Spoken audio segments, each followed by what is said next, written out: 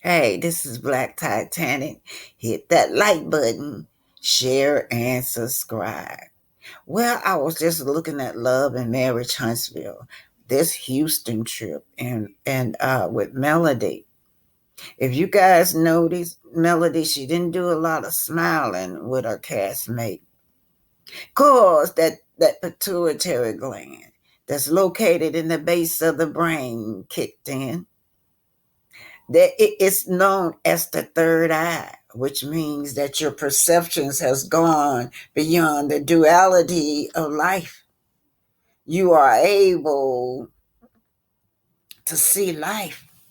You are able to see life just the way it is, or simply put, you are able to see things in their plane. You are able to see things in their plain form, to see things without using eye vision, but seeing things using your mind vision, you guys. That's what looked like. She was just so into her mind when she was in Houston. She looked at Neil and she said, "Don't be pairing me off with this man. Y'all quit putting me and connecting me with this man. There is no more us." That's me saying that part. Affirmation to self. That's what the pituitary gland, the seat of the soul, the seat of the spirit, helps you understand the affirmation of self. I am a spiritual divine soul. I will not shrink myself for souls who don't understand me. You don't understand me. I'm not shrinking. You hear that, Kimmy? You done shrunk. Those Scots have shrunk you. Kimmy, what happened to you? I will not shrink myself. I will not shrink myself for souls who would not understand me. I am divine. I am powerful. I am light and love. I'm divine. I'm powerful. I am light and I am love. I am all of this, but I am among a sea of vampires, my castmates. Martell should have never been able to came on that trip, period. So because this girl was ambushed, Melody was caught off guard. I didn't know that he was going to be here. So now my third eye have to kick in amongst all these people, these vampires. Yes, I am affirmation to myself. I am spiritual. I am a divine soul. I would not allow you guys to shrink me. So in ancient Egypt, the pineal gland was known as the seat of the spirit, the seat of the soul, you guys. They used the third eye as a route to higher learned awareness. They use the third eye as a route to higher awareness. They use the third eye as a route to higher consciousness. The Buddhists related it to spiritual awakening.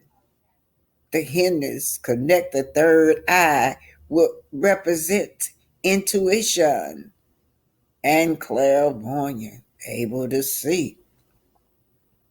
Yes, the pineal gland, called the third eye for many reasons, y'all. It secretes melatonin. That's a hormone that causes you to sleep and causes you to wake up. Call it the circadian circle. You know your wake up cycle. I wake up every morning at 6 o'clock a.m. Yeah, that's the pituitary gland, and also clairvoyance, mind, and spiritual tradition is served as between the physical and spiritual world. So when you're out there amongst all these vampires like Melody, you're gonna need to concentrate on being to your highest awareness. Yeah, highest awareness. The pituitary gland, clairvoyance, able to see higher consciousness. Is that I really wish I could do something with it. I'm just a little. Man, don't be confused, man. She ain't did nothing. You gotta trust your wife. Like So what we're talking about now is a fake storyline that went wrong, you guys. He talking about trust your wife. Now, boy, that sounds strange coming from Martell. But anyway, you guys, listen to these guys laughing and joking about cheating. It's true. That's you trust her. And then y'all asked me the question, do I trust her? Yeah, I trust her, but yes. So now the fake storyline went wrong because Marceau being who he is, you know, he just disrespect his wife. In other words, he called his wife a HOE on TV, you guys. That's what he called her when she went to him and told him that she was pregnant, right? Again, let me back up and say that y'all know she used to copy and paste. This was Tiffany's storyline, you guys. She copying off of Tiffany. And maybe she thinking Martell was going to act, with more passion towards her, that it could spark something, a passionate conversation. So he knew it was coming, but he flipped the script on. Whose baby is it? Whose child is it? It's not mine. So, that was how the conversation went, how the conversation ended. Yes. I ain't gonna lie, man. These women are some. I ain't lying, dog. I am not lying. Martell, you single though? No. And I say it all too. Or is only this? Just this. So and look, okay. I see the wives. I see the ones that's in relationships. What do you mean you see the wives? Who try to. So Martell. Man, she ain't did nothing. You gotta trust. Martell is so disrespectful. This is what we're talking about, how he disrespected the entire house. When he brought that young lady in, just like the Titanian said, that he didn't just disrespect the host, he disrespected the whole group because it was not a trip for outsiders. Martell, I'm going back, piggyback off of what the Titanian said, you should have took that woman to the hotel. You should have been a man. You could have had your own little space and came over there to be with them if you want to entertain a woman. But no, it was a freebie for you. So you're going to take advantage of it, right? Yeah. So, and then Marceau sitting up there laughing about cheating. All of them laughing now, except for I noticed right here in this picture, Chris, he didn't do that laugh about the cheating now. Anyway, Martell, now he's getting ready to go. He's going to be disrespectful again. To me, it was disrespectful for him to even be invited to this trip, period. Nothing happened to this man. He went on suspensions of nothing happened to this man when this revenge piece came out. Now, what's going to happen here is that all four of these men, they're not going to hold Martell accountable. This is my co-host, my Titanian spotlight. They're speaking out. Let's see what May Francis Fields say. She said Arian knew that was a fake storyline, y'all. She knew it was a fake storyline with Martell and Sheree. Ho ho ho. Arian be in on it. Arian said, "Go out there, baby, and pimp them women, but bring the money home to me, so I can get me some Popeyes chicken." Anyway, Arian knew that was a fake storyline with Martell and Cherie. That is why she didn't say anything. And what she said, she was playing games. Yeah. Remember her, that old B, that lady Martell had at the house in Houston? Arian knew about her being there. Wow, did y'all hear that? May Francis said that Arian knew. Well, if she didn't know then, she know now. Oh, Juanita Bryan said the only problem is he should have cleared it with the host. I agree. He should have cleared it with the host first. That was very disrespectful. That was very disrespectful to the host. Mel probably could care less. Oh, PK Jose, whether Mel was on a trip or not, Martell was disrespectful to the group. Say it, preach it. Yes, right. He was disrespectful to the entire group. The house trip was not for outsiders. Martell should have gone to a hotel. He ain't finna do that. Shoot, it was free for him. Yeah. He should have gone to the hotel, PK Joe said. Hotel, motel, a holiday in, yeah. Little Joey, little buddy, I mean. Anyway, the house trip was not for outsiders. Martell should have gone to the hotel if he wanted to entertain an outsider, in my opinion. And that's just it. In my opinion, spotlight. That's what I'm going to name this. In my opinion, spotlight by the Titanian. All right. I want to thank you guys for everything that you do for me. Everything. The cash app, the super stickers, the members, old ones and new ones. And remember, you know what I always think about you guys. Thank you so much. I'm so grateful. I'm a lighter. Martell had somebody come in here last night. So he disrespected the whole house. He just do what he wanna do. No respect, disrespect. What? Are you serious? You talking about me and what I've done in my situation? You got it, him. He done pissed Mel off now. He pissed Mel off. It might tell just like a little kid that always got to be disobedient. Grow up, Martell. You know, you can bring her mom to everybody else. It don't matter. He brought her in this house. He could have took that somewhere else. This is for the house for everyone that was invited here. Mel is in this house. It ain't got nothing to do with that. It don't matter. We all came together. That doesn't. No, see now you can't put them the damn together. I'm not putting them together. Right.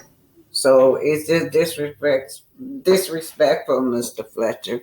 When will you guys, anybody, love and marry, cast hold Martell accountable for anything, even a least little thing like this, having an unauthorized guest in the house? She said he could have took it somewhere else. There's plenty of hotels out there. Disrespectful ass. Disrespectful. That's what he is. This is the ultimate betrayal Mel must have felt. She tried to avoid being around this man as much as possible. And here her friend says the cast made all of them again. put the victim with the bully. Let's listen at this, you guys. Martell once again gonna be disrespectful, and as a matter of fact, every time we see him, he is enraged. He is like he just erratic. Next on Love and Marriage Huntsville. All right, we're gonna do trust fall. 1, 2. Now, did y'all see that? Mel standing up there. She told them not to pair her off with that man. She told her they could have mismatched. All those could have been mismatched. Kimmy could have been with him. I'm sure she would enjoy being paired up with Martell. Or the girls could have been matched up together, and all the men could have been matched up together. But she told them, don't pair me with this man. This is how insensitive they is to this young lady.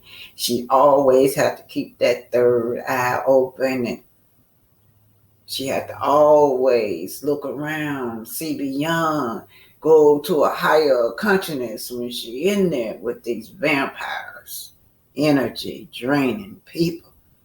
3. Melody, she used to leave the house. Say, I'm going to the hotel. That's when things started changing. There you go. There you go. There go the gaslighting. That's one of the reasons why y'all remember that scenery. Remember that scenery when it was an event and he was trying to walk her out to the car and she kept saying no. And you had a lot of crazy fans who were saying, what's wrong with her? He's just trying to be a gentleman. But it's that erratic behavior like this that she can't trust. A bat of the eye, he can get erratic. From the time it took that woman to get out there to that parking lot to her car, that man could have went erratic on her. Look at this man's behavior. Also, look at his behavior and his pattern. Everything that he's trying to say that he's not, he shows us that he is. Although he said that he was a single man. Now, he have always operated as a single man. From the time he was with this woman, this is how he was doing, disrespecting her. She in the same household right now, allegedly at that time, and he somewhere in another room, with another young lady. And then to you, Coleslaw, you bad bug, he don't never claim you. Right now, he's divorced from this lady. He's still not claiming you, and you done had a baby with. He say he's single. He don't even mention you. But he bring another woman in, and it was not you, Coleslaw. But anyway, let's just listen to this erratic behavior. I want to start it off a little bit. I just don't know how this trip is going to go, this team building is going to go. I don't know what to expect at this point. Yeah. Just gather around over here. Next on Love and Marriage Huntsville. All right, we're going to do trust fall. 1, 2, 3. Melody, she used to leave the house. Say, I'm going to the hotel. That's when things started changing. My only behavior started changing because you was an ass. You still ass. She cheated, I cheated. Hola. I am here. I would have expected a conversation from you just to let me know. I do feel blindsided. I get it. So, do you see how one-sided this is with these cast members? Nobody take Mel's feelings and what she's going through as a victim, you guys. She's a victim. Nobody don't have compassion for her, but the Scots are when she's talking to Kiki. Well, Kiki, yeah, I don't know how the Scots gonna feel about you being here, Kiki. What are you gonna do to make up for it? Well, I can only just come and apologize. Kiki walked through that door. She was happy to be with the group. And then Mr. Fletcher had already set that stage up. Mr. Fletcher said, no, she can't be here. She can't even. And then the house was big enough to keep them separated. But This is what went on with that. Kiki, there's a lot of drama behind that. That's another story behind Kiki when she got kicked out the house. And then this is about this rage that Martell continuously have on the set, off the set, at work. He's at work right now and he got all this rage. I don't know no job you can go to do that and still come back the next day and clock in. Oh, I have to send your way. Unfortunately, you're not going to be able to stay. I'm most definitely not going to allow anyone to dictate where I can and can't go. Once you get up in this. But y'all saw how Kiki was, Tisha had tears in her eyes, looked like talking to, telling her she wished that she would have informed her before the young lady got there. But she laughed and Kiki and ha ha and ho ho ho with Martell. It don't matter about male feelings. It don't matter if this man traumatizing her kid and her kids and bullying her. It just don't matter to production. Don't matter to none of these cast members. But Melody said, it matters to myself. I give myself affirmation. That's right. Okay. So this is at Sheree's birthday party, you guys. And I tied that in because of Bedbug. She's still running around boasting that this is her man.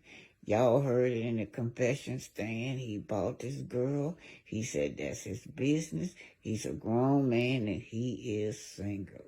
So what I brought this attention to is because right now, Bedbug is just been so happy because Martell has been seen with her. But she will forever walk in the shadows of other women. Where's he going? I'll wait. And that's exactly what she's going to do. She's going to walk in all these women's shadows. This man have bought every woman on TV except for her. Y'all heard what he said. He do what he wanted to do. If he wanted to bring Bedbug on the show, he could. He could sneak her in the room at nighttime just like he did the other woman.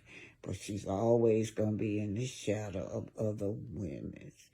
Yes, Martell said, I do what I want to do. I'm a grown man. I am single. So this is to you, Bedbug. Why you was posing with those children, his children and everything like that, having their names all in your mouth, you know what? You still were just a shadow. You're going to always be a shadow.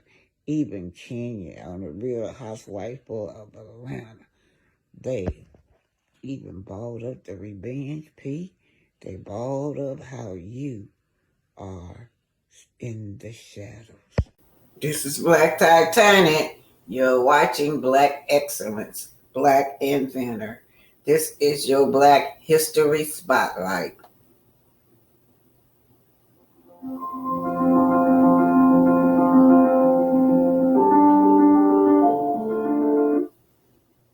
Easy chair, an earth closet or chamber stool. This is by way of Black Journal. The toilet would go through several modifications to become the porcelain throne it is today. Number 84, ringing mop. In 1893, Turn it back to the toilet seat, you guys. Turn it back to about right here. Using a wooden tee became common practice. Number 86, lawn sprinkler African-American inventor Joseph H. Smith improved upon the lawn sprinkler by patenting the first rotary head lawn sprinkler in 1897 that sprayed water in two directions. In 1898, he was granted a second patent for modifications and improvements to his original design. His invention eliminated the need to drag a hose over the lawn and reposition it periodically to ensure a relatively even watering of the lawn. Number 85, modern toilet. Thanks to Thomas Elkins, your bathroom breaks are as comfortable as ever. While Elkins didn't outright invent the modern toilet, his improvements to the chamber commode would inspire the mechanics of the modern toilet. His patented design came with several amenities, including a bureau, mirror, book rack, washstand, table, easy chair, an earth closet or chamber stool. Over the years, the toilet would go through several modifications to become the porcelain throne it is today. Number 84, ringing mop. In 1893, Thomas W. Stewart would devise an invention that would make cleaning less of a back-breaking labor. The ringing mop we know today was inspired by his invention, which provided a way to care for the slate, stone, or marble floors that were a feature of the homes of the aristocracy, and later the middle classes. Thanks to his invention of a clamping device that could wring water out of the mop by using a lever, floor cleaning was not nearly the chore it once was. Number 83, reversible stroller. Modern-day reversible strollers and baby carriages are the work of African-American inventor W.H. Richardson. Although the first baby carriage was invented in 1733 by William Kent for the Duke of Devonshire, its lavish design made it harder for everyday individuals to have access to them. However, Richardson patented a new type of baby carriage on June 18, 1889, that was more efficient and affordable. The design featured wheels that could turn 360 degrees in a smaller turning radius. The bassinet was also designed so it could face out or in towards the parent. Over a century later, his invention is still a popular choice among parents. Number 82, biscuit cutter. By 1863, A.P. Ashbourne worked as a caterer, having amassed a respected following in Pennsylvania. He catered weddings and buffets of the wealthy elite in Philadelphia, and was selected as one of a handful of local caterers for the 1863 Emancipation celebration held in the city. While attending this event, Ashbourne noticed that the biscuits were simply hand-patted and lacked any real form. He began a decade-long process to create a device, a spring-loaded biscuit cutter, that would guarantee a uniform shape and size. His patented cutter had a board to load and unload biscuits easily. At the time, his invention brought convenience and accuracy to the flour-based food product. Number 81, airplane propelling. While the Wright brothers designed and constructed the world's first practical fixed-pitch propeller, it was black inventors, among many others, that would improve the mechanics to be what it is today. In 1920, African-American inventor James Sloan Adams was granted a patent for a new and improved propelling means for airplanes, which utilized the stored-up energy of a spring to the fullest advantage for driving the airplane forward. This rounds up the part 1 of our series on the 100 black inventions that changed the world. From lawn sprinklers, home security systems, to traffic light signals, black individuals have continuously defied the odds and left an indelible mark on our world.